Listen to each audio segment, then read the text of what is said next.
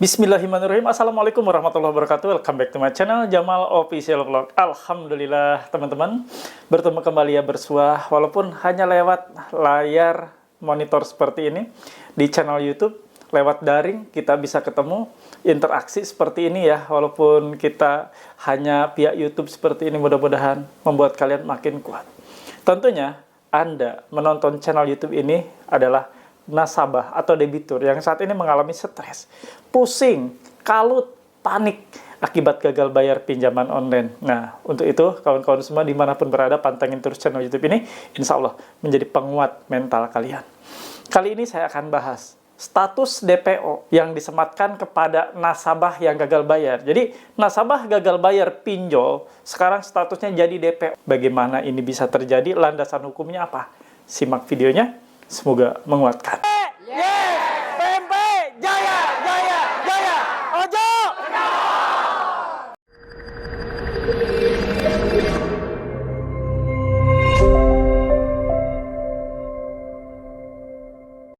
Alhamdulillah teman-teman, bertemu kembali dengan channel YouTube ini dengan segudang informasi terkait masalah update terkini gagal bayar pinjol. Terkait update terkini, ancaman dan teror penagihan-penagihan yang dilakukan oleh pinjaman online. Nah, kali ini saya akan bahas yang gagal bayar pinjol mulai ditetapkan statusnya sebagai DPO, daftar pencarian orang. Nah, ini bisa terjadi, apa landasan hukumnya, dan saya akan kupas buat kalian semua. Nah, sebelum kita menonton, saya mengajak kawan-kawan semua, yuk sama-sama kita dukung dan support channel YouTube ini dengan cara di-subscribe channel Jamal Official Vlog. Lalu di-like, di-share, di-komen, dan pastikan ditekan tombol merah loncengnya sebagai notifikasi atas video terbaru yang saya upload setiap harinya. Nah, kawan-kawan semua, Anda juga jangan hanya nonton, tapi tergabunglah di komunitas. Saya sediakan yang punya Facebook di grup Facebook Paguyuban Membasmi Pinjol. Nah, yang punya WA, silakan join dan gabung di grup WA PMP. Hati-hati. Yang orisinil ya, nomor adminnya nanti saya akan jelaskan di sini ya. Saya akan perlihatkan nomor adminnya. Nah, kawan-kawan semua, syarat untuk gabung dan join di grup WA harus memiliki seragam atau uniform berupa kaos PMP begini. Nah, silakan ya, Anda hubungi adminnya. Ini admin yang resmi, hati-hati. Admin yang resmi ini hanya ini nomornya, tidak ada duanya. Ini hanya nomor admin yang resmi, hanya ini ya. Silakan kawan-kawan, Anda hubungi nomor dengan cara di chat WA, jangan di telepon ya. Dan ini nomor bukan konsultasi, bukan untuk sharing, bukan untuk konsultasi, bukan untuk nanyain terkait masalah pinjol.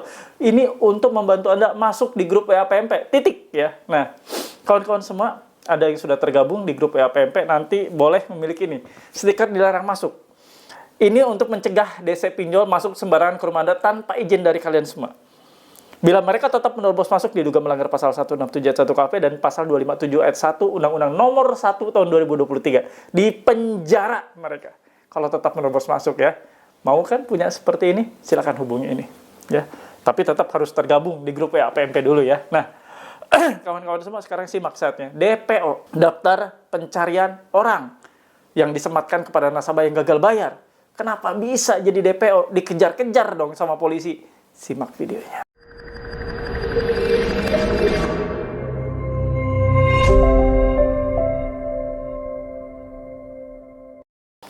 Ya, nanti saya akan jelaskan untuk kalian semua. Nah, ini dari kawan kita ya. Saya akan bacakan ya teman-teman. Tolong info nasihatnya, padahal udah mau gagal bayar 1 bulan, udah ganti nomor, hidup udah tenang, tiba-tiba WA kayak gini dari Kondar, dituduh bandar sabu, pinjol UATAS. Apakah ada DC-nya? Tolong yang gagal bayar UATAS beri pemasukannya. Jadi ini Kondarnya ya, di chat seperti ini. Si Kondar dari nasabah ini, kontak darurat, di chat seperti ini, dikirimi pesan seperti ini ya. Saya bacakan ya. Wanted, DPO, dicari maling, kabur membawa uang perusahaan maling pinjol bernama, nah, nomor telepon, alamat kita tutup ya semuanya. Maling buronan bandar sabu. Bagi yang melihat, tolong tahan dan hubungi kantor polisi terdekat dan segera hubungi kami.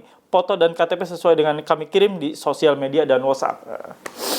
Jadi panik ini debiturnya, karena si kontak daruratnya dikirimi pesan seperti ini dari DC-nya. Ya ini di forward ya, jadi dikasih tahu. Ini loh pesannya seperti ini. Nah teman-teman, saatnya Anda udah melakukan aksi action action ya untuk buat status di WA. Agar ini terlihat oleh seluruh kontak-kontak maupun kontak darurat Anda atau kontak-kontak yang ada di handphone kalian. Buat status di WA bahwa data Anda digunakan oleh pihak lain. Data Anda sedang dibajak oleh pihak lain. Jadi bila mana ada yang menagih utang atas nama saya, mohon abaikan, mohon dicuekin, mohon diblokir. Lakukan itu. Saya sudah sering kasih tahu. Lakukan itu. Biar kontak Anda tidak kaget menerima pesan-pesan yang tidak sepantasnya dikirimkan kepada mereka. Pesan-pesan yang tidak seharusnya dan tidak selayaknya dikirimkan oleh para debt collector kepada kontak darurat kalian. Dan pastikan Anda buat itu selama 30 hari berturut-turut. Nah, Pak ini sudah mendapati hal seperti ini. Saya sudah dikirimi pesan seperti ini ya, kontak darurat maksudnya. Kontak darurat sudah dipesan seperti ini, artinya kontak darurat merasa tidak nyaman dan merasa kebingungan. Benar nggak ini? Saya statusnya buronan. Tinggal dijawab. Ya, ke kontak darurat yang mendapat pesan seperti itu, mohon maaf ya bro, sis, mohon maaf atas terjadinya hal ini, ketidaknyamanan, ya biasa. Ini dilakukan oleh pihak-pihak tertentu yang memang sengaja untuk membuat kita atau hubungan kita itu ya tidak baik. Ya. Ini sengaja untuk membenturkan mengadu domba antara debitur dengan kontak daruratnya. Dengan harapan kontak daruratnya itu marah, ngamuk di pesan-pesan seperti ini, kirim pesan seperti ini. Nah, makanya Anda mulai ya ngobrol dengan kontak darurat kalian, cari ya cara yang bikin mereka itu nyaman, enak. Ini pasti yang berdampak itu kontak darurat Anda. Kasih tahu, abaikan cuekin bro, abaikan cuekin sis, diblokir aja nomornya. Seperti itu, lakukan itu terus-menerus, edukasi mereka juga. Kasih paham bahwa penagihan tidak boleh ke kontak darurat. Bahwa kontak darurat tidak boleh juga dilakukan ancaman ataupun ditebar-tebar seperti ini. Pesan-pesan berantai seperti ini sebenarnya nggak boleh. Nah, Anda coba pastikan hubungi kontak darurat Anda dan ngobrol baik-baik ya. Jangan sampai ini sudah terjadi, kontak darurat Anda kebingungan. Tapi kalau Anda sudah hubungi terlebih dahulu, setidaknya mereka akan lebih tenang, lebih memahami situasi dan mereka tidak kaget. Udah itu aja. Untuk meminimalisir efek kejut ya yang terjadi atas dikirimnya pesan-pesan seperti ini ke kontak darurat. Saat situasi gagal bayar, banyak cara dan trik yang harus kita lakukan. Karena mereka pun banyak cara si pinjol ini, pinjaman online ini, dengan debt collectornya untuk menagih kalian. Banyak trik yang akan mereka lakukan untuk membenturkan Anda dengan kontak darurat, membenturkan Anda dengan kontak-kontak yang ada di handphone Anda, membuat Anda bergesekan atau hubungannya tidak harmonis lagi dengan teman-teman kalian. Karena mereka akan menyasar teman-teman kalian. Paham ya? Jadi berbagai upaya akan mereka lakukan. Nah, saatnya upaya-upaya yang kita lakukan juga untuk mengcounter kegiatan-kegiatan seperti itu. Kawan-kawan dimanapun berada, sikap tenang saat menghadapi ujian seperti ini. Ini ujian lah ya. Ujian sebenarnya yang kalian buat sih. Kalian sudah pinjaman online, lalu kalian tidak mampu karena gali lubang tutup lubang juga tidak menyelesaikan masalah. Kapasitas Anda untuk membayar juga tidak ada lagi karena besar pasak daripada tiang. Pendapatan Anda hanya UMR, sementara utang pinjol Anda menggunung. Nah, inilah dampak ya. Dan ini ujian yang harus Anda lalui. Proses dan ujian inilah yang harus Anda menangkan. Setiap kali kita ujian, tentu kita menyelesaikan berbagai macam pertanyaan. Termasuk ini ujian, menyelesaikan berbagai macam rintangan, berbagai macam hambatan yang seharusnya saat ini kita harusnya melaju kencang. Yang sedang bekerja, kita konsentrasi bekerja, meningkatkan produktivitas kita yang sedang berjualan, wira swasta dan sebagainya, sedang konsentrasi untuk menjalin kemitraan atau menjalin hubungan dengan relasi dengan para pelanggan dan sebagainya, terganggu dengan hal seperti ini. Ini ujian. Ujian yang harus Anda tuntaskan. Bagaimana Anda bisa melewati proses ini, bagaimana Anda bisa melewati semua macam hal-hal yang menyakitkan bagi kalian, mungkin diantaranya membuat kalian sedih, marah, semuanya ya bercampur aduk dalam situasi seperti ini. Namun, perlu kalian melangkah dengan cara yang tepat. Jangan panik. Karena kepanikan akan membuat Anda justru makin tambah parah. Jangan panik. Sabar, ikhlas. Ikhlas, kawan. Karena Anda sudah di seperti ini kan berarti Anda sudah siap dan ikhlas saja menerima. Ini adalah bagian resiko, ikhlas. Itu ya bagian paling penting. Ujungnya ikhlas. Anda di seperti ini kan ya sudah. Ini resiko. Dan saya harus siap untuk menerima. Dan saya harus tetap melaju lebih kencang lagi untuk proses hidup yang lebih baik lagi ke depannya. Paham ya? Jadi mendapati pesan seperti ini, cuekin aja.